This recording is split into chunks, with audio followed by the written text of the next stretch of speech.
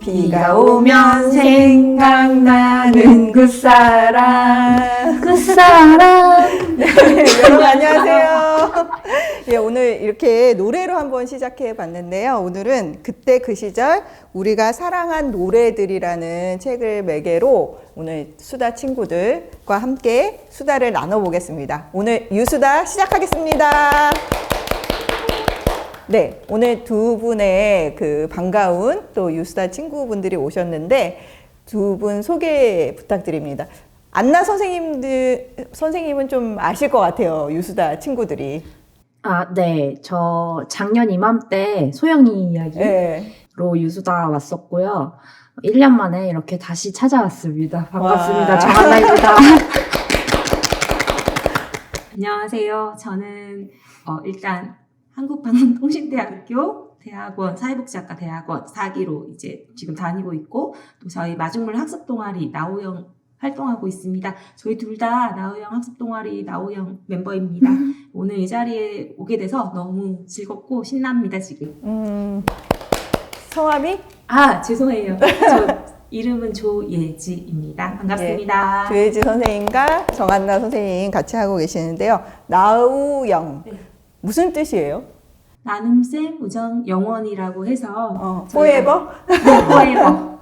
저희가 그때 2022년 5월 2일에 5월 12일에 5월 12일에 처음 이제 만나서 100일 동안 100시간 동안 네. 저희가 민주시민 교육 강사 양성 과정을 했거든요. 그 과정에서 만나게 됐고 그리고 그 1년 뒤에 저희가 학습 동아리를 형성하게 되면서 지금까지 같이 오게 됐고 그때 이름을 지었을 때 나우영이라고 나눔쌤 우정 영원히를 줄임말로 나우영 이렇게 하게 됐습니다. 네. 좀 긴장했습니다. 네. 나눔새 우정 영원히 네. 그 우정이 영원히 가고 있는지 앞으로 갈지도 기대해 보겠습니다. 오늘 그때 그 시절 우리가 사랑한 노래들 이렇게 시작해 볼 텐데요. 뭐 딱 보시면 뭔가 그 여운이 네. 과거로 좀 돌아가는 듯한 느낌의 표지를 이제 먼저 만나실 수 있을 것 같아요. 혹시 여기 노래하고 있는 분 누군 것 같으세요? 장필순? 그래요? 아닌 것 같아. 그냥 마음대로 옛날에 정말 그 강변가요제 느낌 나는 것 같고 네. 뭔가 70년대 느낌이고 통기타니까 네. 그런 느낌이 강해요. 네. 양희은 씨가 아닐까. 그때 이렇게 긴 머리셨구나. 그런 생각도 드는데, 아무튼 여기에 이제 양희은 씨 노래가 좀 많이 주목을 받아서 이 그림이 좀 그런 사진이 아닐까라는 생각을 좀 하게 되는데요. 백이성 작가님이 이제 쓰신 책이에요. 음악을 통해서 한국사를 좀 들여다보는 그런 책이라고 할 수가 있는데, 혹시 그때 그 시절 사랑했던 노래 있으신가요? 노래라기보다는 저희 때는 이제 아이돌, 1세대 아이돌 H.O.T의 등장으로 제가 이재원을 너무 좋아해서 캔디랑 전사의 후예 너무 충격적이었고 하지만 지금 생각해보면 서태지 음악 흉내냈던 것 같아요. 여튼 그렇고 이재원 팬이어서 친구가 이제 이재원 왜 좋아하냐고 해서 이제 울었던 기억도 있고 창피합니다. 아니 오늘 H.O.T 팬들 달려와서 댓글 다는 거 아니에요? 아니 H.O.T의 장르가 있는데 왜 서태지를 따라한 거냐고 얘기합니다. 옆에 서태지 팬 있습니다. 옆에 서태지 팬 이거는 있습니다. 본 유수다와 상관없는 멘트입니다. 정한나의 개인적인 의견입니다. 저는 서태지 팬으로서 따라했다고 생각합니다. 전사의 후예를 처음 들었을 때 제가 정말 이 아이들은 왜 우리 서태지를 따라하는 거야?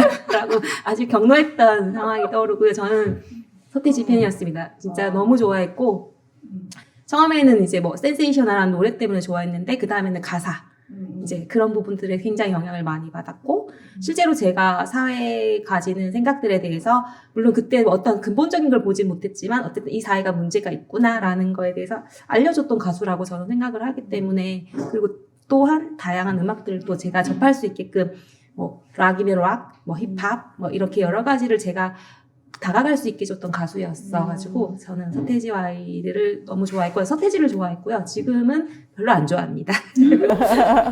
그래서 오늘 의상도 그 서태지와 아이들 그 활동할 때 입었던 체크 남방을 입고 오신 것 같아요. 그 의도가 있나? 진짜로? 아이 티피코시? 그렇진 않고 그냥 오늘 이 옷 새 옷입니다. 네. 깔끔하게 입어야지 하고 생각하고 입고 왔는데 정말 교수님 말씀대로 옛날에 그 티피코시 네. 지금 말해도 되는 거죠? 네. 없어졌으니까 그 광고할 때 저희 태지 오빠가 체크무늬 남방을 입고 이렇게 상표를 달고 이렇게 아주 정말 대한민국 최고의 가수로서 활동하던 시절이 있었답니다. 네, 그 시절에 이분들의 연식이 어느 정도 나오지 않나요? 네, 그렇습니다. 네, 그 우리가 그 대부분 청소년 시기나 뭐 20대 시기에 자신들이 불렀던 노래가 그때 그 시절 노래인 것 같아요. 근데 여기 이제 이 책은 그 저희 그 시대별로 그 대중가요를 통해서 한국의 역사, 근현대사가 어떻게 흘러왔는지를 잘 보여주는 책인 것 같아요. 그래서 처음에 이게 역순으로 하더라고요. 오히려 처음부터 이제 뭐 일제 해방 이후부터 이렇게 나올 줄 알았는데 오히려 80년대, 70년대, 그리고 예, 5, 60년대 이제 일제 강점기 그런 이제까지 이렇게 다루고 있습니다. 그래서 여러분들이 음악을 통해서 우리나라의 근현대사를 알고 싶다. 그러면 이 책을 좀 보시면 도움이 될 것 같다라는 생각을 했었고, 근데 아쉬운 점은 우리가 공유하고 있는 그쵸. 90년대와 2000년대의 대중음악사는 아직 출간이 안 됐다는 거예요. 그래서 아마 혹시나 그런 것에 관심 있는 분들은 또 그런 책을 출판해도 되지 않을까 뭐 이런 생각을 이 책을 통해서 이제 해봤는데요. 혹시 뭐 그때 그 시절 우리가 사랑한 노래들 이 책을 보시면서 어떠셨어요? 저 같은 경우는 사실은 뭐 제가 어떤 문화 충격적으로 해서, 충격까지는 아니고 문화적으로 좀 많이 영향을 받았던 건 서태지가 맞지만, 그 전에 제가 살아왔던 시절 자체가 이제 대학가요제랑 뭐 강변가요제 이런 곡들이 되게 인기가 많았던 시절이어서 이 책 읽으면서 이제 70년대, 80년대 이야기 할 때까지는 제가 아는 노래들도 많았고, 그때 이런 노래들이 이렇게, 이런 이유들도 있었고, 뭐, 이렇게 금지당했구나, 뭐, 이런 것들을 좀 볼 수 있어서 재밌었던 것 같고, 저도 똑같이 교수님처럼 이거 왜 거꾸로 했을까, 순서를. 그게 작가가 어떤 목적이 있을까, 의도가 있을까라고 생각하면서 읽었는데, 일단은 저는 70년대, 80년대 스토리 부분에 있어서 제가 알고 있던 노래들, 그리고 제가 좋아했던 노래들, 실제로 뭐, 김종찬 가수나 최성수 가수 노래는 굉장히 좋아했었고, 그리고 얼마 전에. 나이가 어떻게 되는 거예요? 그때는, 나이는 밝힐 수 없고, 그때는 되게 어렸을 때, 제가 좀 음악을 좋아해서, 어렸을 때 진짜 전영록, 뭐, 이선희, 이런 가수들 너무 좋아했고, 실제로 노래가 너무 가사들이 좋은 게 많았고, 얼마 전에 사실은 최성수 가수가 그 아침마당에 나와서 본인의 예전 노래를 코러스 합창단을 데리고 같이 노래를 하는데 너무 멋지더라고요. 그러니까 그 분위기가 너무 좋아서, 저렇게 오래 가는 가수들은 노래 자체를 다시 또 저렇게 탄생하게 하는구나라는 생각을 좀 하면서, 그때도, 그 뒤에 이 책을 또 다시 봤거든요. 근데 이 책에 또 최성수 가수가 나오더라고요. 그래서 되게, 노래라는 게 그 한 시절에서 끝나는 게 아니고, 이렇게 연속성을 가지고 제 안에 남아있는 것처럼 다른 분들한테도 그렇게 남아있겠구나라는 생각이 좀 들었어요. 네. 네. 우리 안나 선생님은? 네, 저는 약간 좀 편집자라는 관점에서 요거를 생각해보면 차례를 거꾸로 이제 한 게 보통 이제 편집자들은 책을 만들 때 독자들이 제일 좋아할 만한 이야기를 앞에 놓거든요. 그래서 아마 이게 역순으로 배치를 하지 않았을까. 근데 이건 제 개인적인 생각입니다. 조금 더 생각해보면 역사를 이야기하는 거니까 과거부터 이야기해서 올라가야 좀 맥락이 더 잘 이어지지 않았을까 하는 아쉬움은 있었어요. 네. 하지만 뭐 재미있게 잘 읽었고, 저는 대중가요를 되게 어렸을 때 3살 때인가? 송창식이 TV에 나와서 가나다라 봐봐서 그거 부르는데 너무 쇼킹한 거예요. 그때부터 이제 대중가요를 3살 때 기억이 여전히 생생. 정말 너무 쇼킹해서 그랬는데 대중가요가 그냥 대중들이 유희하는 즐길거리라고만 생각을 했는데 이렇게 역사적 맥락에서 보니까 아, 가요도 되게 많이 핍박을 받았고 자본주의적이라고 하지만 그래도 되게 이렇게 서민의 편에 서서 민중의 편에 서서 노래하려고 많이들 노력했구나라는 것들이 좀 좋았어요.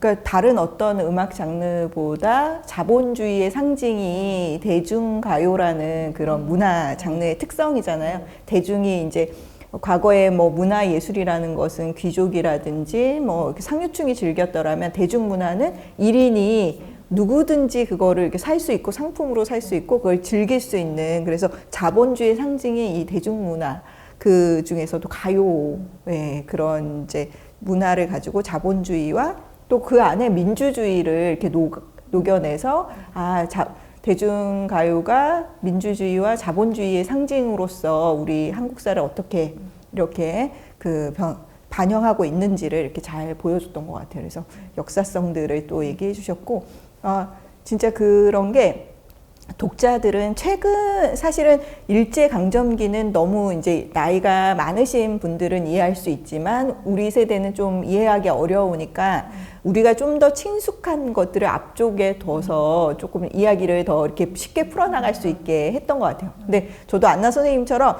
그런데 머릿속이 헝클어지는 거예요. 뒤에서부터 다시 앞으로 가야 되니까. 그러니까 앞에서부터 이렇게 그 자연스러운 역방향으로 이렇게 가니까 이게 이제 조금 정리하는 게 스스로 좀 필요한 그런 게 있더라고요. 근데 그럼에도 불구하고 이제 대중가요를 이렇게 역사적으로 풀어냈다는 게 좀 의미 있는 책이었던 것 같습니다. 근데 굉장히 쉽고 금방 읽으셨죠?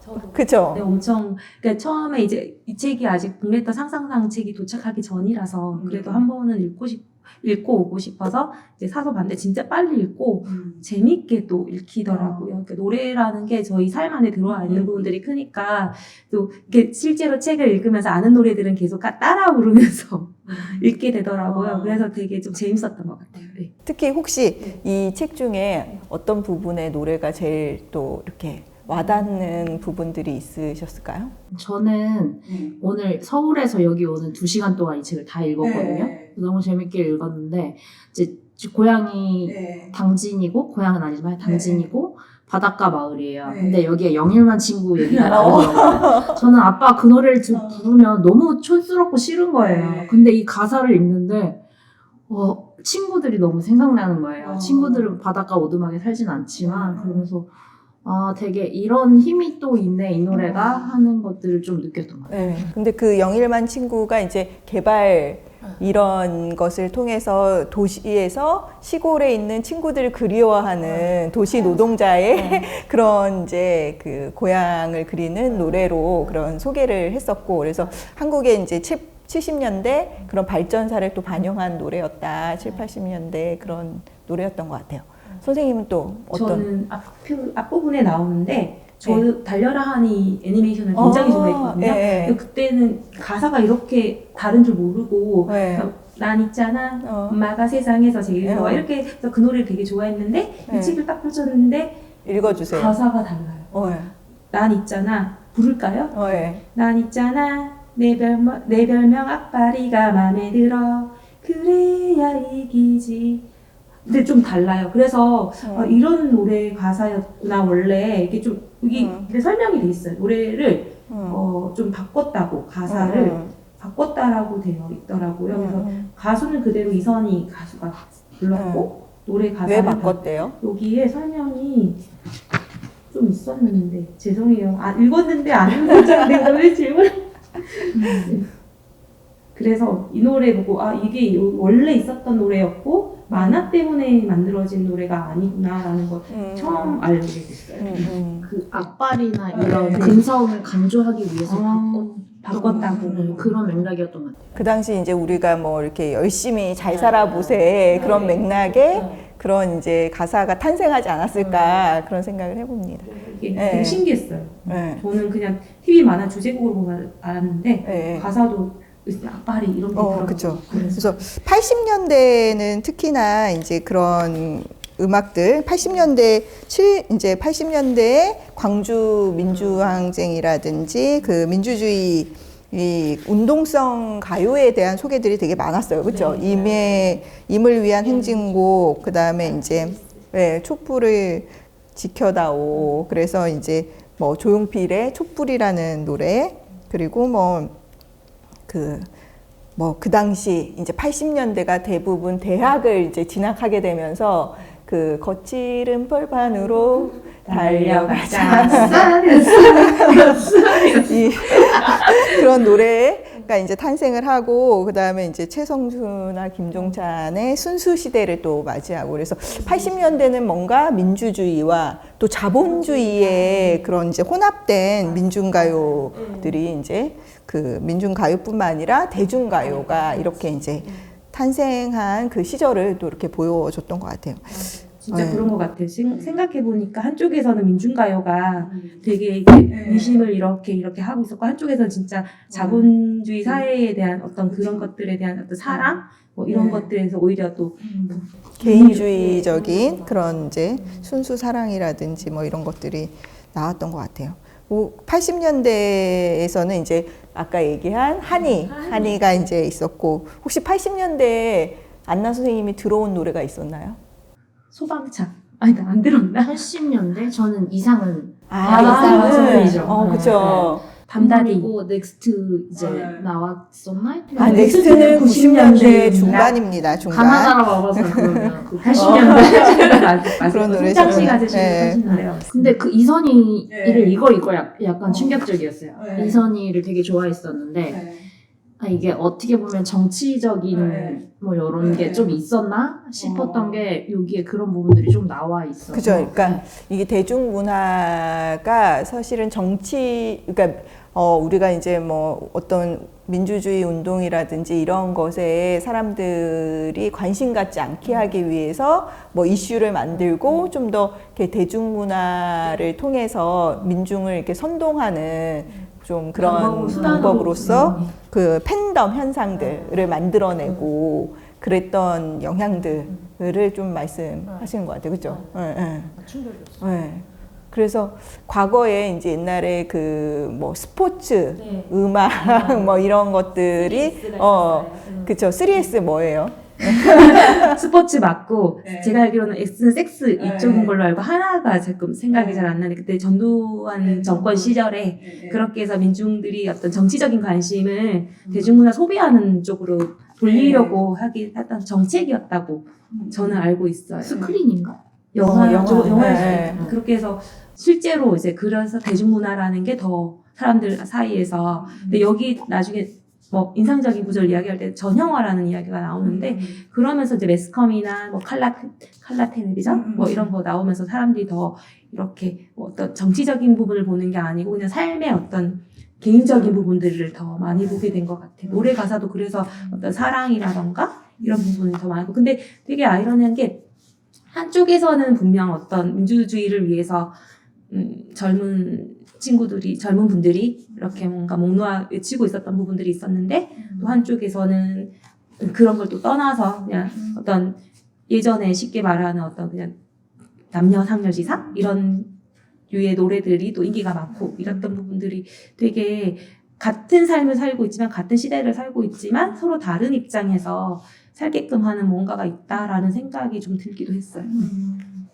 근데 사실 여기에 보면 그 노래가 그 국가에 의해서 이제 탄압받았던 80년대 민중가요들이 이제 탄압받았던 부분들을 이제 보여주고 있는데, 그런 내용들이 굉장히 좀 놀라웠던 것 같아요. 그러니까 어떤 이유에서 이렇게 이 노래들을 탄압할 수 있었을까. 그래서 특히나 이제 70년대 가면 그죠. 그런 탄압의 역사들이 엄청나더라고요. 그래서 혹시 70년대 넘어서면서 여러분들이 봤던 노래 중에서 어떻게 이 노래가 탄압을 받았지 했던 노래가 있으셨을까요?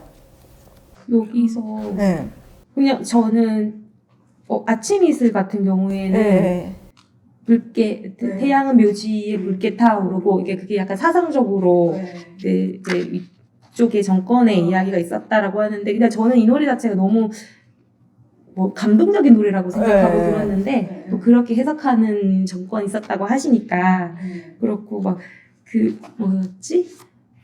너의 침묵에 이루어질 수 없는 사랑 같은 경우는 밤에 이제 이별을 하는 것 자체가 뭔가 이제 통행금지가 있는데 시절에 그렇게 하는 것 자체가 미풍양속에 뭐 어긋나고 막 이런 것들이 있다라는 내용을 보면서 이게 진짜 그 시절에 누군가가 정해놓은 기준, 잣대 이런 것들이 뭔가 우리를 이렇게 재단할 수도 있구나라는 생각도 들고 노래라는 게 어떻게 보면 사람의 자유를 표현하고 감정을 표현하는 것들인데 거기에 대해서도 이러면 안 돼, 저러면 안 돼라는 게 국가 권력으로 그게 작용해서 사람들한테 또 이게 안 좋은 노래야, 뭐 불온한 노래야 이렇게 인식될 수 있다는 것 자체가 되게 권력이라는 게 얼마나 큰 작용을 하는지 좀 느끼고 사실 조금 웃기기도 했어요. 그러니까 지금 와서 보면 아니 이것 때문에 이 노래가 금지곡이었다라고 하는 것들이 너무 웃기고 그 뭐지? 그 키 이야기 키다림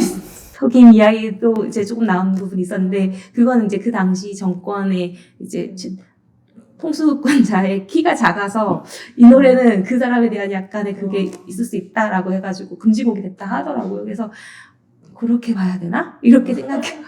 그럼 어떻게 그렇게 되면 내가 마음대로 표현할 수 있는 게 도대체 뭐가 있지? 라는 생각이 좀 들으면서 되게 어떻게 보면 코미디 같기도 하다라는 생각도 좀 들었어요. 저는 송창식의 왜 불러. 왜 불러? 저는 그 영화 장면이 생각이 나요. 그게 왜 금지곡이야 생각을 했었고 제가 예전에 한번 이영미 선생님 특강을 들은 적이 있었는데 거기서 이제 금지곡인 이유에 대해서 막 말씀해 주시는데 뭐 굴뚝이 나와서 금지곡 말도 안 되는 이유가 너무 많더라고요. 그래서 그 시대 가수들도 참 힘들었겠다. 그리고 건전 가요였는데 갑자기 금지곡이 되는 아침 이슬이 그랬잖아요. 그래서 말도 안 된다. 진짜 그런 생각 많이 했어요. 건전가요라는 표현도 너무 재밌지 않아요? 건전하게. 그 예전에 진짜 실제로 트랙 중에 하나는 꼭 그런 걸 넣어야 앨범을 발매할 수 있었다라고 하더라고요. 그래서 유재하 앨범이나 들국화 앨범 같은 걸 들어봐도 갑자기 맥락 없이 경음악이 나온다거나 뭔가 다른 트랙이 들어가 있어요. 그게 어떤 시대적인 그런 제약이 있어서 그랬다고 저는 알고 있거든요. 그렇게 하지 않으면 앨범을 못 내겠대요. 건전가요가 한 곡씩 들어가지 않으면 안 된다고 그렇게 알고 있어요. 그렇군요. 아니, 이 백이성 작가한테 좀 보내드리지. 네, 그러니까 아까 얘기하신 대로 왜 불러는 마치 정권에 그 순응하지 않는 시민들이 경찰이 부르는데 왜 불러? 그러면서 도망가는 그런 노래, 이 불온한 노래다. 그리고 뭐 미인도 한 번 보고 두 번 보고 자꾸만 보고 싶네. 이 노래도 또 이제 그런 이제 퇴폐적이고 막 그런 노래에서 이제 금지를 당했다. 찔리는 게 있어서 그런 거예요. 찔리는 게 있어가지고 자기를 편하자고. 맞아요. 담고 있고 저는 제가 참 사실은 좋아했던 노래가 혜은이의 제3 한강교였어요. 강물은 흘러갑니다.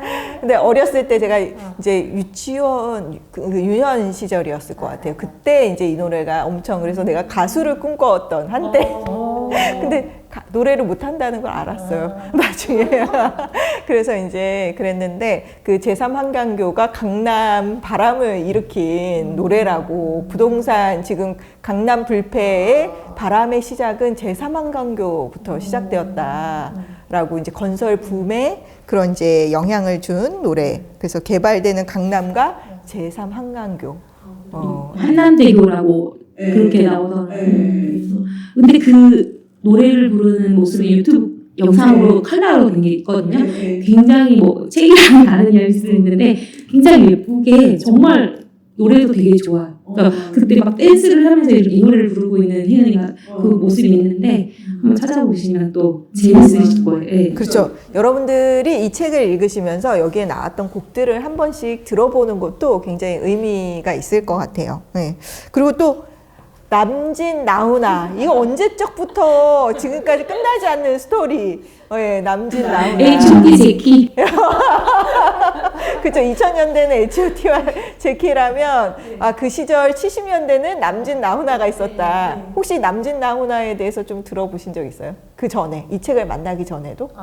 나훈아가 좀 센세이션한 발언을 많이 해서 좀 언론에서 많이 봤었고 콘서트에 말이 나온다 그래가지고 에? 진짜 말이 무대에 올라가서 그런 걸로 유명해가지고 좀 많이 들어봤어요. 근데 남진은 왠지 조금 이렇게 신사 같은 이미지 해서 이렇게 마음으로는 남진이 더 좋다. 심리적으로? 네. 저도 사실은 이제 외형적으로는 남진 선생님이 아이고 우리 선생님 더 좋았고 근데 나훈아는 저희가 경상도 지역이다 보니까 너무 인기가 많으신 거예요. 그래서 매번 매진되고 거기는 공연 가려면 힘들다 이렇게 뭐 이야기하시고 뭐 저희 부모님 아직 콘서트 가보신 적 없는데 아직도 좋아하세요. 노래 나오면 너무 좋아하시고 테스 형. 근데 저는 두 가수 노래 중에 아는 게 나훈아 같은 경우에 무시로를 되게 좋아하고요. 실제로 무시로를 좋아해요. 그리고 한 소절. 왜 갑자기 생각이 안 나요. 무시로 그 앞에 아무도 찾지 않는 마음은 언덕에 이름 모를 잡초요. 여기까지 하겠습니다. 남진 아저씨 노래는 저 푸른 초원이에요. 그래서 되게 좋아했었어요. 그래서 저도 그냥 그 두 분 생각하면 그냥 라이벌? 그냥 지역적인 거? 이런 거. 그러니까 저희 경상도는 진짜 나훈아를 많이 좋아했다. 그랬던 거. 그렇게 기억이 나는 것 같아요. 그러니까 뭐 이렇게 이제 나훈아가 그 기습을 괴한한테 당했는데 그 사건이 그 상대편 가수가 그런 거라고 이렇게 소문이 났는데 실제는 그렇진 않은데 그럼에도 불구하고 그런 사건들로 인해서 또 지역 감정으로 이렇게 두 분의 또 출신이 이제 한 분은 전라도 분이시고 한 분은 경상도 분이시니까 그런 지역 감정의 대결 구도로 이 가수분들을 이렇게 가지고 갔던 그런 특징도 있었다. 그리고 뭐 아까 말씀하신 저 푸른 초원 위에 그게 이제 서울에 와서 이 희망하는 내가 앞으로 저런 열심히 돈 벌어서 저 푸른 초원 위에 그림 같은 집을 짓고 살고 싶다. 그 청년들의 이제 타향살이의 꿈을 또 이렇게 한 노래라고 여기 이제 소개하고 있어요. 그때 한창 이제 산업 개발이 시작되던 시절의 청년들의 노래. 그리고 그 세시봉도 여기에 이렇게 나오잖아요. 네.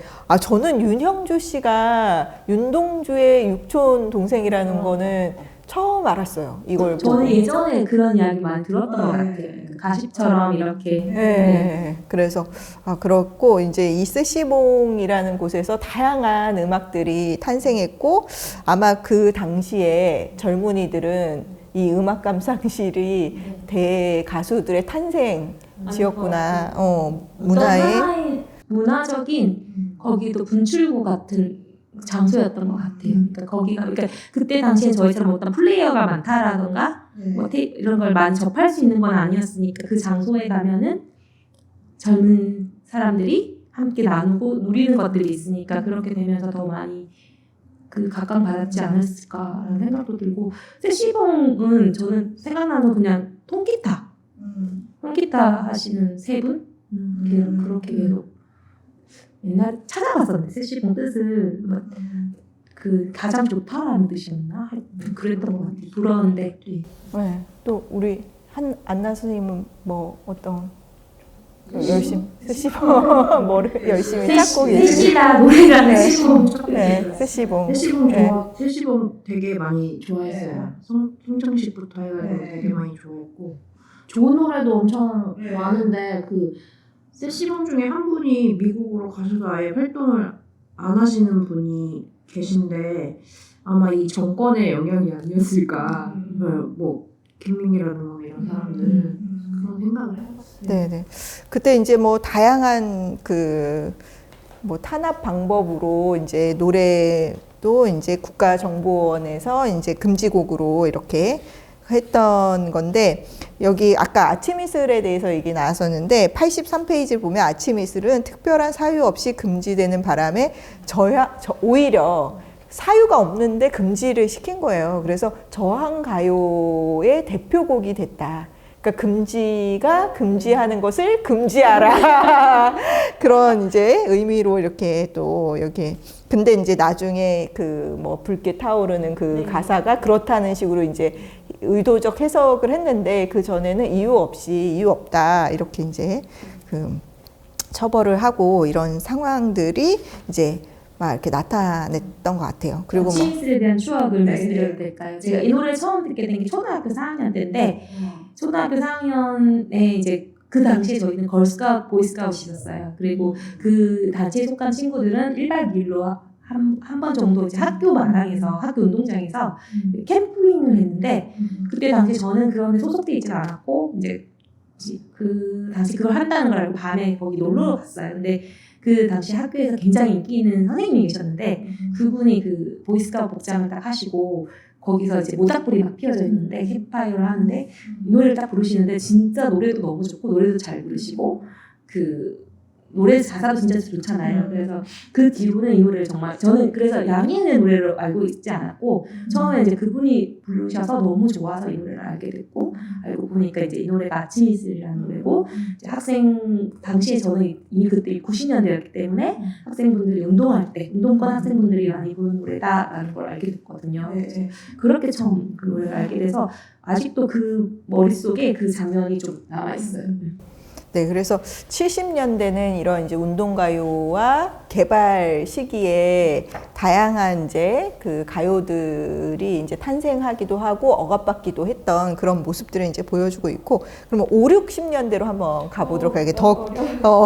이 대중문화가 탄생한 시기다라고 이제 작가는 표현하고 있는데, 그 이전까지는 사실은 그 대중문화라고 하기보다는 이제 전통문화 중심이었다라면 이제 본격적으로 파퓰러 송이 이제 탄생하게 되는 그런 시기였던 것 같아요. 근데 대부분 패티김 뭐 그런 가수들이 미팔군에서 그런 활동을 했다라는 얘기는 많이 들었는데 왜 미팔군에서 활동을 했지? 막 이런 생각을 했었거든요. 근데 여기 이 책을 보시면 5, 60년대에 왜 우리나라 가수들이 미팔군에서 활동할 수밖에 없었는지를 이제 보여주는 것 같아요. 그렇죠?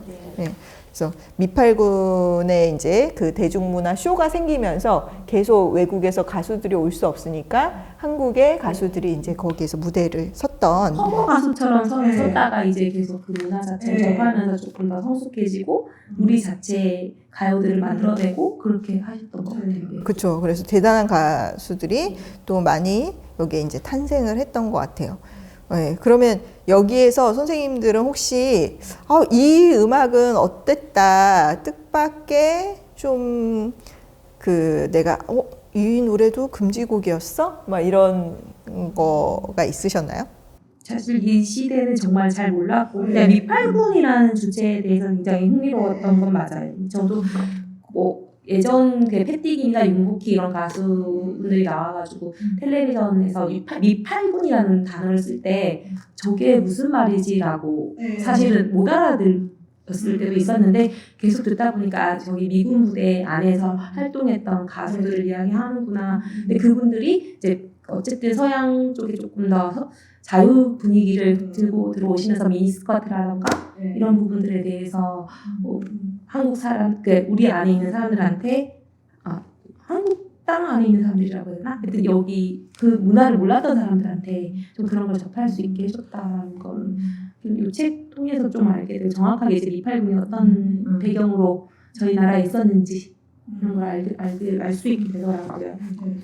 그리고 이미자, 왠지 이미자 선생님이라고 불러야 될 것 같아요. 이미자 선생님의 노래, 기네스북에 올랐다는 거 몰랐어요. 이렇게 많은 곡을, 2069곡을 취임한 한국 기네스북에 등재된 가수시라고. 죄송한데 노래들이 정말 좋은데 이 노래가 저 노래 같고 비슷한. 네, 그 선마을 선생님, 뭐 동백 아가씨 어머니가 부르시는데 똑같은 노래인 것 같아요. 흑산도 아가씨, 동백 아가씨, 선마을 선생님 부르는데 어느 날 듣다가 이 노래가 그 노래인가? 그 노래가 이 노래인가?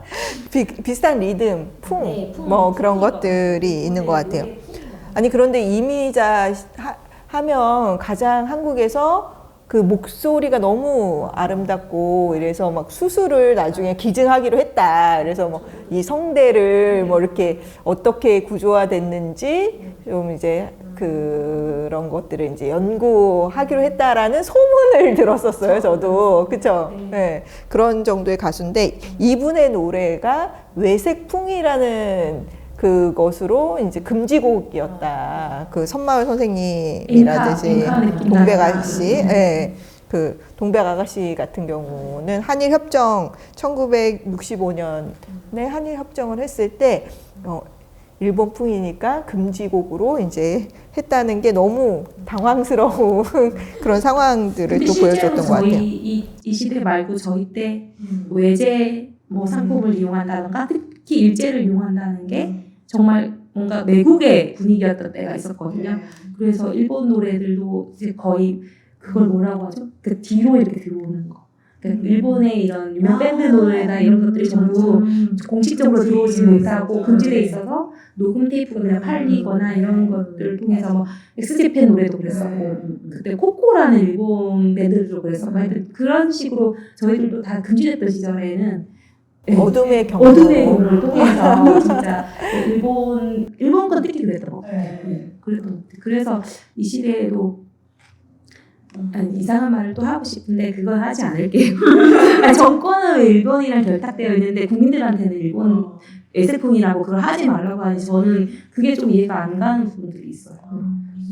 그리고 또 이제 우리 사회의 그 분단의 아픔을 또 노래한 누가 이 사람을 모르시나요? 그 노래만 나오면 뭔가 가슴이 찡하면서 그 이산가족 상봉했던 그 장면이 저는 떠오르거든요. 여러분들은 그걸 보신 적이 없으시죠? 저는 할아버지가 북에서 오셔가지고 할아버지 방에 제가 어릴 때 자랐었는데 이 프로를 정말 울면서 계속 보시는데 너무 좀 그랬어요. 야, 전쟁이 끝난 게 아니네를 좀 그때 실감했던 것 같아요. 혹시 뭐 이상 가족 있으셨어요, 할아버지가? 할아버지 거기에 부인 두고 왔대요. 근데 몰랐고 몰랐는데 할아버지 천에 고하셨던 거예요. 천에 고하셨는데 이제 부인을 두고 왔다고 이제 말씀하시더라고요. 근데 그러면 재혼을 하신 거고? 네, 그때 많이 그렇게 하셨으니까 할머니도 재혼이시고 그래서 아마 그 부인이 생각나서 오랬는지 어땠는지는 모르겠는데 그렇게 되게 슬퍼하셨어요.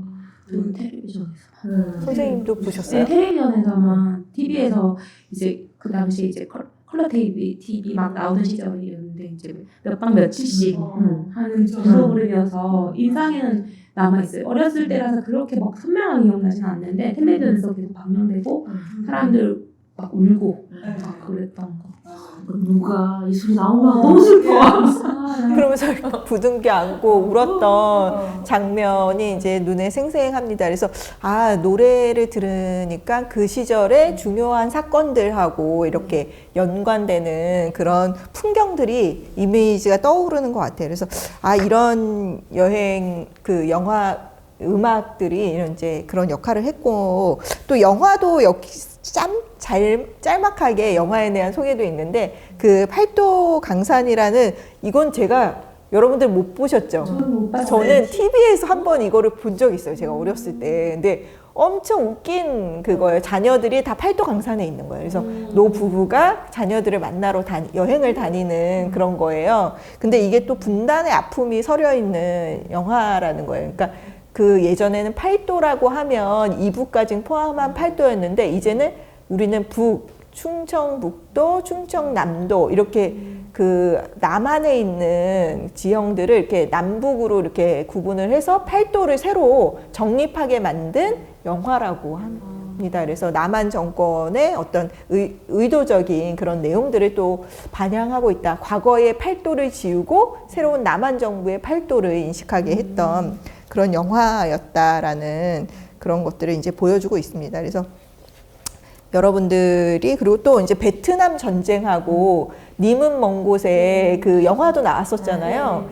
대중가요로 이제 전장에 있는 많은 이제 그 장병들을 또 그 지지하기 위해서 다양한 노래들이 또 그 당시 이제 나왔고 전쟁을 매개로 한 노래들이 되게 나왔었다. 막 이런 것들을 이제 보여주고 그 다음에 이제 일제 시대로 넘어가면 또 너무 이게 또 너무 우리랑 너무 먼 또 시대로 가다 보니까 공감 가는 노래는 별로 없었던 것 같아요. 네, 그렇지만 민족의 서름을 이제 노래한 노래들이 있었구나를 이제 보여주는 노래였던 거죠. 그래서 선생님 이제 마지막으로 이 책 속에서 한 문장, 이 책을 보신다라면 이 문장에 좀 주목해 주세요. 했던 문장이 있으실까요? 저는 옆에 67쪽에 미인 노래 얘기하면서 제일 마지막 문장인데요.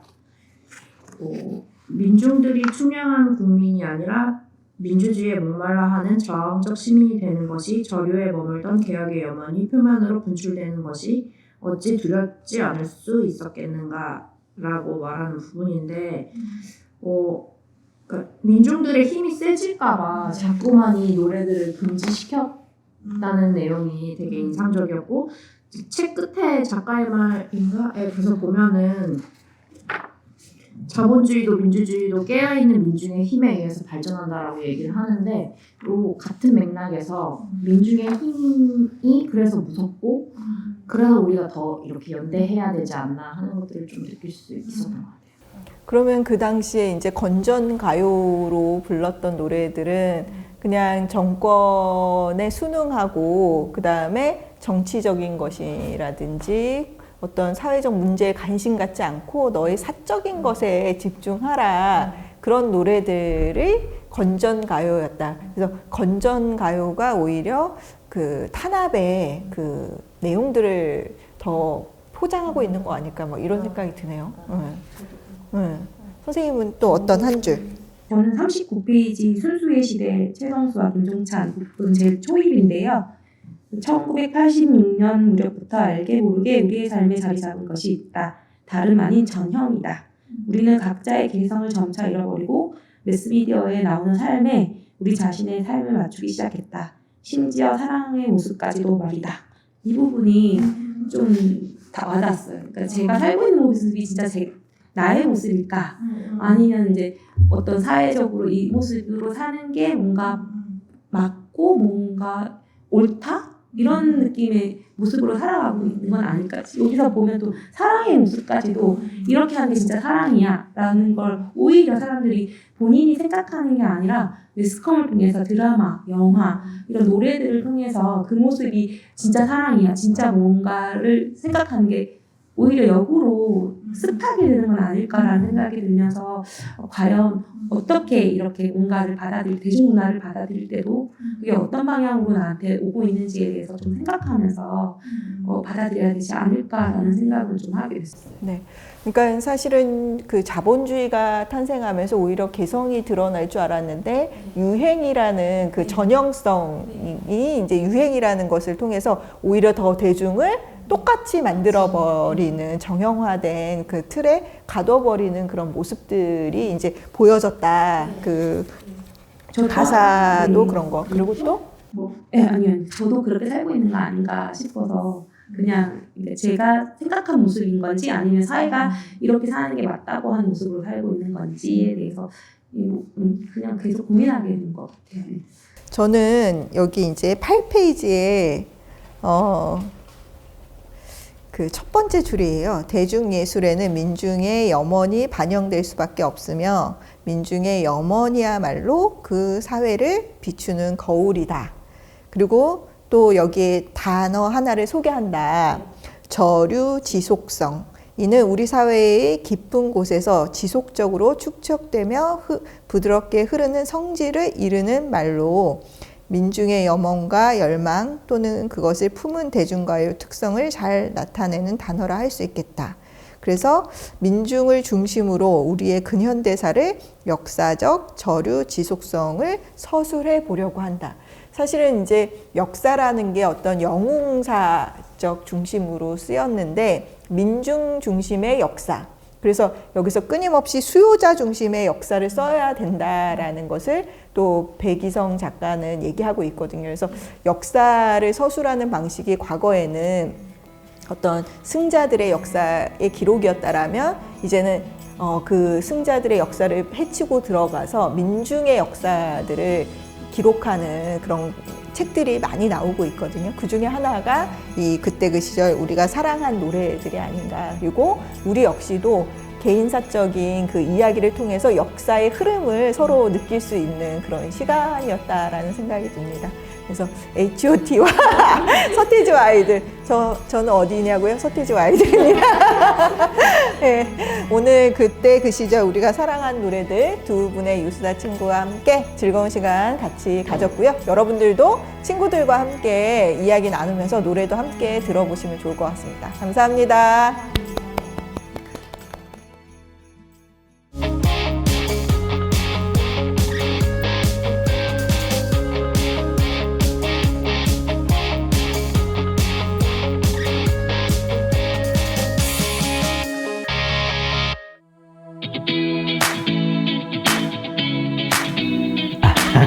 자, 여러분, 오늘은 흥겨운 노래를 한번 시작해 봅시다. 크리스마스 캐롤인데요. 하나, 둘, 셋, 넷. 있는 사이로 설을 타고 달리는 기분 상쾌도 하다. 자, 이런 노래인데요. 자, 오늘 저 응원단을 데리고 왔는데 오늘은 노래 얘기거든요. 자, 무슨 노래 얘기냐 했었을 때 흰눈 사이로 썰매를 타고 크리스마스 캐롤이 금지곡이었던 사실을 모르죠. 당시에 이제 크로멜이 청교도혁명을 통해 집권을 하고 나서는 크리스마스 캐롤은 캐톨릭의 노래이고, 그 다음에 예수의 어떤 그 탄생에서 우리는 엄숙하고, 그리고 진지하게 어떤 그 인간의 어떤 죄에 대해서 반성을 해야 되는데, 이렇게 신날 수가 없다. 이것은, 우리가 금지되어야 된다. 이렇게 폐지되었던 건 거거든요. 자, 크리스마스 캐롤조차도 권력에 의해서 이렇게 폐지되었던 사실을 여러분들 알고 놀라지 않았어요? 자, 그러다가 보니까 대중음악, 소위 어떤 그 민중가요, 뭐 이런 것들이 사실은 어떤 그 하늘에서 뚝 떨어진 것이 아니라 권력의 관계들 속에서 그리고 대중들의 열망들 속에서 존재해 왔다는 사실. 그 사실에 대해서 이제 한국의 대중음악을 이야기한 책이 한 권 나왔거든요. 자, 이 책입니다. 그때 그 시절 우리가 사랑한 노래들 라는 얘기인데, 그때 그 시절은 민주화 이전서부터 심지어는 이 개학이 이전까지도 올라가거든요. 이분을 이제 국사학과를 졸업해서 고등학교에서도 강의도 하고 그 다음에 시민들을 대상으로 해갖고 요 이야기들 했는데, 이때 이분이 이제 이런 얘기를 합니다. 이 책에서는 잊혀가는 수많은 노래 가운데 우리 가슴에 남는 노래를 조명해 보았다. 국민가요와 국민가수는 도대체 어떻게 탄생했을까? 그들은 아무런 정치, 사회적 기반 없이 사랑을 받았을까? 그렇지 않다는 건 거죠. 그래서 이제 이 책의 이제 이야기는 뭐냐면, 대중음악이라는 것은 음악이 마찬가지죠. 클래식 음악도 마찬가지죠. 그 시대와 권력 관계에서 탄생하고 성장하고 소멸하고 혹은 또 지속되었다. 그것은 무엇인가? 이런 얘기거든요. 자, 그래서 이제 이 책은 제일 먼저 권력, 시장, 그리고 시민들의 어떤 삶들 속에서 이 노래를 살펴보거든요.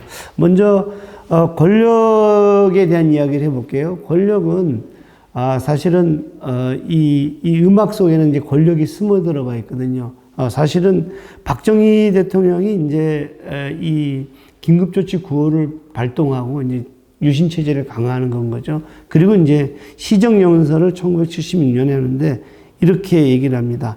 사회 기강을 해치고 국민 정신을 좀먹는 저속하고 태폐적인 예술을 정화하겠다.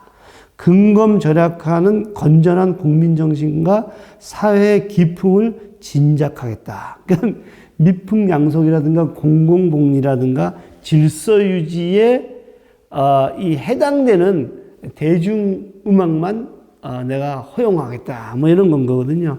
그래갖고 1965년도에는 가요심의 전문위원회가 그 기준을 발표하거든요. 기준 몇 개를 제가 얘기해 볼게요. 첫 번째가 뭐냐면 국가의 존엄과 민족의 긍지를 손상시킬 우려가 있는 가사, 가로 열고 먼저 창법 포함.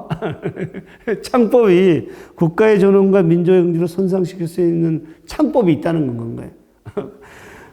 의 노래는 방송하지 않는다. 태폐적, 허무적, 염세적으로 현저하게 어두운 인상을 풍기는 가요는 피한다. 아침과 심야의 가곡선정은 그 생활 시간에 적합하도록 특히 신중을 가한다. 그리고 쭉 가다 보면 월북 작가들은 작사자 포함해서 절대 안 된다. 먼저 이런 얘기를 하고 있거든요. 그래서 이제 우리가 알고 있는 아침 이슬 같은 것도 이제 금지가 됐는데, 아침 이슬에 이제 그런 대목이 나오는 거 아세요? 태양은 묘지 위에 붉게 타오르고, 뭐 이걸 어떤 그 북한의 어떤 그 지도자를 연상하는 거 아니냐, 뭐 이렇게 이제 폐지를 했다는 사람도 있고요. 거칠은 들판에 푸르른 솔잎처럼 또 노래들도 이런 맥락에서 이제 한 건 거죠. 자, 그래서 이 대중음악들을 이렇게 통제도 했지만 또 대중음악을 활용하기도 하거든요. 그들의 어떤 그 선전과 그 다음에 어떤 시민들을 묶는 데를 활용하는데, 그 중에 이제 대표적인 것이 1990년대 새벽에 늘 어떤 평일 새벽에 두 곡이 울려 퍼지거든요. 첫 번째가 뭐냐면 새벽종이 울렸는데, 한번 해볼게요. 하나, 둘, 셋, 넷. 새벽종이 울렸네. 새 아침이 밝았네. 자, 여기까지. 그리고 또 하나가 더 있는데, 잘 살아보세요. 하나, 둘, 셋, 넷. 잘 살아보세요. 잘 살아보세요. 우리도 한번 잘 살아보세요. 아까 시작했던 상당히 흥겨운데, 이제 보니까 분위기가 죽어가는 거 보니까 빨리 끝내야 될 것 같은데. 자, 이런 식으로 사실은 권력은 억압도 하지만 또 한 가지 이것을 활용하게 됐다. 시민들은 사실 이 대중가요 속에 뭘 넣고 싶었냐 하면은 그들의 삶, 그들의 어떤 그 열망, 그들의 어떤 그 자유를 표현하고 싶었거든요. 그래서 대중예술에는 민중의 삶이 반영될 수밖에 없으며 민중의 염원이야말로 그 사회를 비추는 거울이다. 자, 우리 혜은이 가수가 1979년에 부른 제3한강교라는 것들도 그런 노래인데요. 한번 불러볼게요. 하나, 둘, 셋, 넷. 강물은 흘러갑니다. 제3 한강교 밑을. 제가 이 팀이 안 왔으면 오늘 어떻게 할 뻔했어요. 이거는 뭐냐면, 제3 한강교는 지금으로 치면 한남대교거든요. 한남대교는 어땠냐면, 강남 개발의 신호탄을 쏘아 올린 다리인데, 강물을 흘러가고 제3강교는 당신과 나의 꿈을 싣고서 마음을 싣고서 젊음은 갈 곳을 모르는 채 이 밤을 맴돌다가 새처럼 바람처럼 물처럼 흘러갑니다. 강남 개발을 상당히 좀 이렇게 어둡게 그리고 있죠. 이 속에서 희생당한 사람들은 당연히 이런 마음들을 가졌을 텐데, 그래서 이것이 금지곡이 되었다는 건가요. 그래서 대중예술은 그 안에 자신들을 표현하지만 이미 그 자체적으로 저항을 담고 있다. 이런 얘기인데요. 이 책에서는 뭐라고 얘기하냐면 이렇게 얘기를 합니다. 대중예술은 민주주의적이다.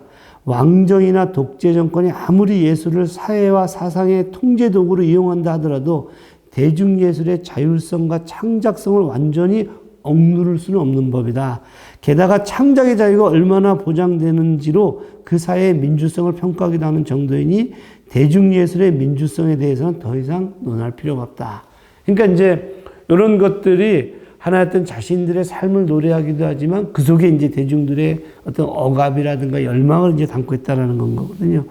자, 이제, 그래서 이제 하나는 권력을 담고 있고 또 하나는 이제 민주주의를 담고 있다면 권력의 통제라든가 억압이라든가 규율을 담고 있고 민주주의를 담고 있다면 우리가 이제 또 하나 주목할 것은 시장이 대중 어떤 그 음악들을 상당히 활용한다는 건 거거든요.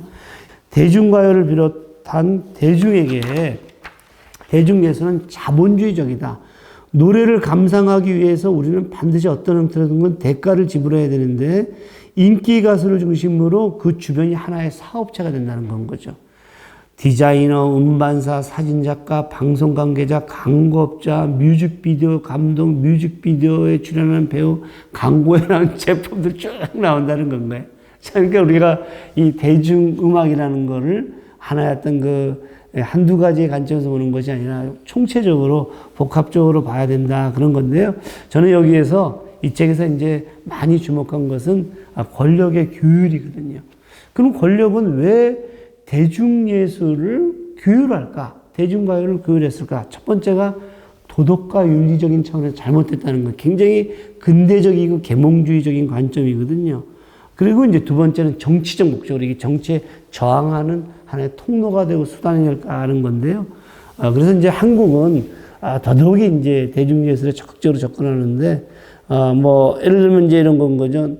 너의 침묵에 메마른 나의 입술. 이 노래 아세요?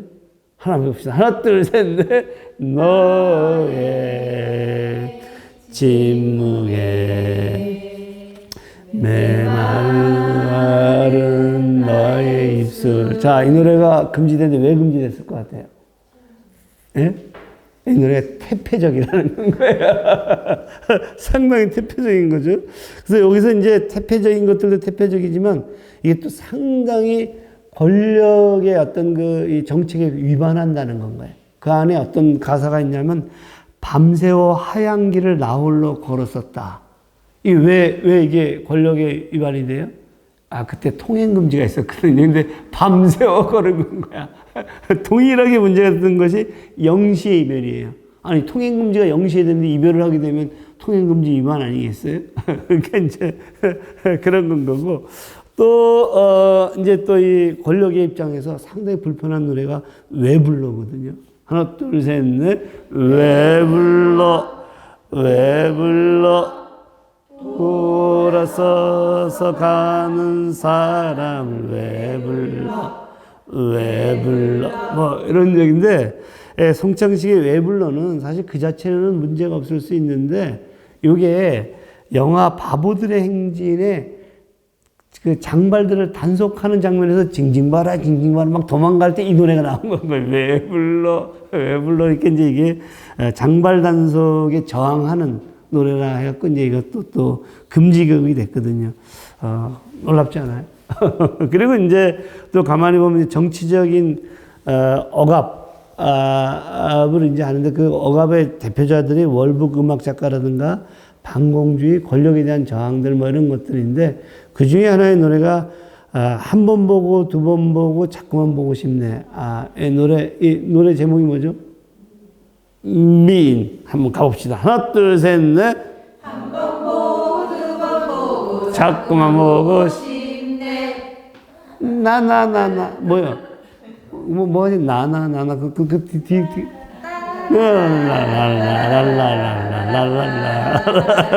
그런데 이거는 이제 신중현의 신중현과 엽전들이라는 그룹의 이제 미인이라는 건데, 이게 이제 권력에 저항을 한다는 거. 왜 이게 권력의 저항이냐 했었을 때, 요게 그때 삼선 개헌을 했거든요. 그때 이제 요거를 어떻게 개사해서 불렀냐면, 한 번 하고 두 번 하고 자꾸만 하고 싶네. 이렇게 이제 그래서 권력의 입장에서 보게 되면 삼선 계열을 이제 비판하는 건 거다. 한데서 행복의 나라로 나도 이제 이게 금지가 왠지 아세요? 이게 나는 행복한 나라로 갈 때야. 그럼 행복한 나라가 뭔데? 그럼 북한 아니야. 뭐 이래가지고 또 금지곡이 됐다는 건가요? 한국에서 독특한 것들이 있는데. 한국에서 외색 있잖아요, 외색. 그러니까 이제 일본풍이면, 이제 금지가 됐는데, 우리가 소위 잘 알고 있는 이미자의 선마을 선생님도 그렇거든요. 하나, 둘, 셋, 넷. 비고 지는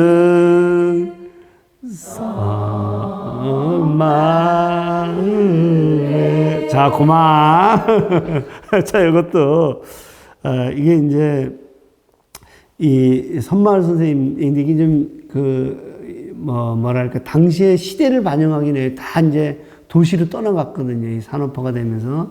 그때 이제 선마을에 선생님이 한 분 온 건 거예요.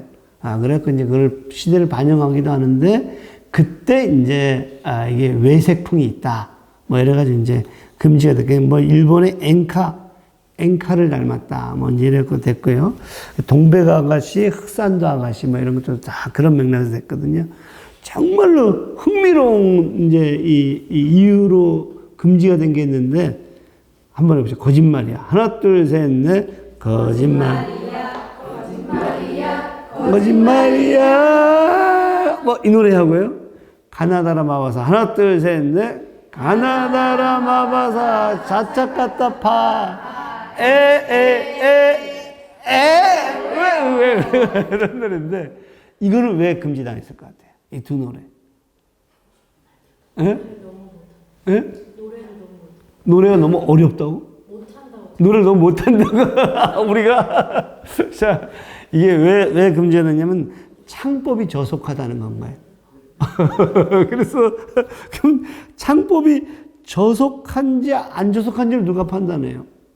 판단하는 주체가 있을 거 아니에요. 그래서 이게 이제 창법의 저속함 때문이다, 그렇다, 이제 이런 얘기가 있는 거죠. 그래서, 이거에 대해서 이장희, 당시 아주 유명했던 이장희가 이제 크게 가슴은 부글부글되지, 사람들 이제 많이 금지당했거든요. 이 양반 이제 인터뷰에서 소극적인 저항을 해요. 이런 이제 이야기를 하는데 한번 들어보세요.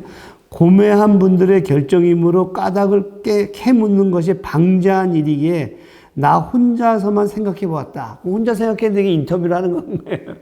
뭐라 하냐면, 그래, 불 꺼진 창, 이 양반이 불 꺼진 창을 보면 조금 도색적인 느낌이 있지. 맞아. 한 잔의 추억은 자꾸 술을 마시자고 외치니까 마음에 안 들겠지. 차라리 인삼차나 숭늉을 마시자고 할걸. 이렇게 얘기를 하고, 대략 이 두 가지 노래에서는 태폐풍조를 인정할 건덕지가 있다고 치자. 그러나, 그건 너, 바로 너, 이제 이 노래도 이제 금지했는데, 이것은 이 노래를 태폐풍조로 이제 금지했는데, 이건 정말로 이해 못하겠다. 이제 이 양반 이제 그런 인터뷰를 하거든요. 자, 그리고 이제 또 한 가지 에피소드를 얘기하면, 키다리 아저씨도, 이제 금지곡이 되는데 한번 불러볼까요? 하나, 둘, 셋, 넷. 키다리 미스터김은 싱겁기는 크지만, 먼저 얘기 안 되는 거야. 맘씩은 그만이에요. 자, 우리도 이제 이 멤버들이 좀 더 연장자를 모시고 올 거였는데 좀 아직 젊은 분들이 많거든요. 그래서 여러분들 이해하시면 되는데, 자, 이거는 왜 금지곡이 됐을 것 같아요? 이거는 아까 창법보다도 훨씬 더 웃긴 일인데, 이게 1960년대 이제 이금희의 키다리 미스터 김인데요. 이게 뭐냐면, 당시에 키가 작았던 박정희 대통령을 불편하게 할 수 있다는 이유로 그 지공이 되는 거예요. 자, 독도는 우리 땅. 어떻게 되죠? 하나, 둘, 셋, 넷.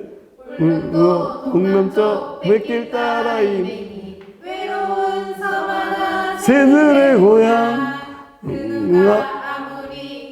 강이나 우겨도 독도는 우리 이것도 금지곡이 됐거든요. 근데 이 금지곡은 굉장히 일시적인데 왜 그랬냐면 이 전두환 대통령이 이제 방위를 앞두고 괜히 외교 마찰 불러일으킨다고 금지를 시켰어요. 자, 여러분들 본 것처럼 이렇게 상당히 정말 권력자 입맛에 맞춰서도 이렇게 하는 것이 굉장히 어처구니가 없죠.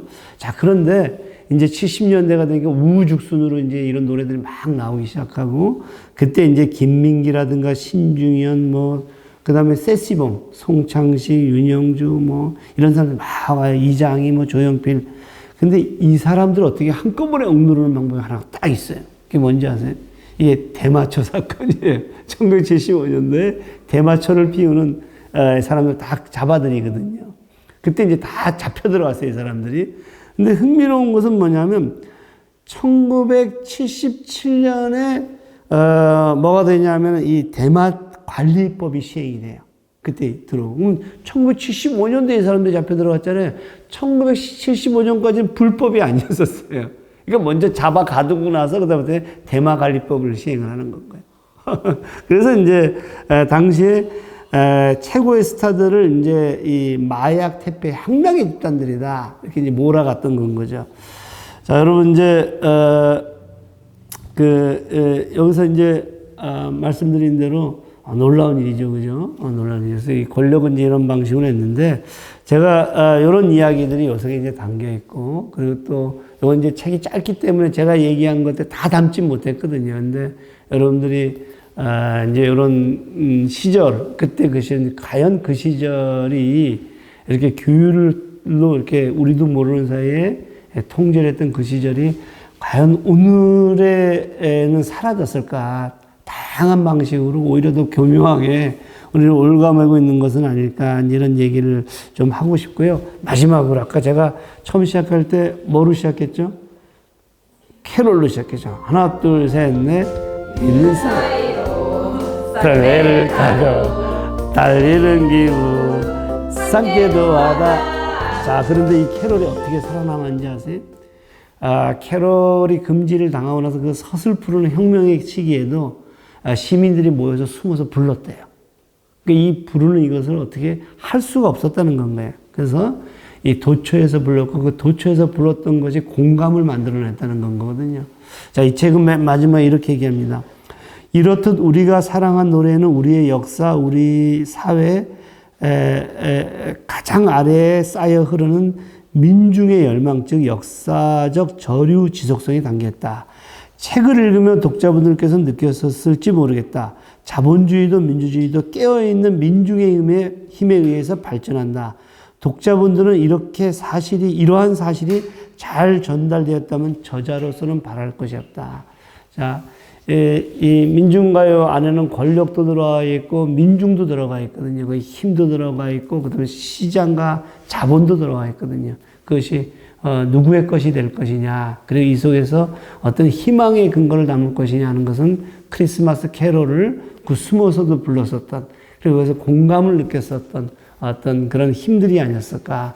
이 책을 통해서 자본주의와 민주주의와 시장에 대해서 근본적으로 생각해보는 그런 시간이 됐으면 좋겠습니다. 여러분 고맙습니다.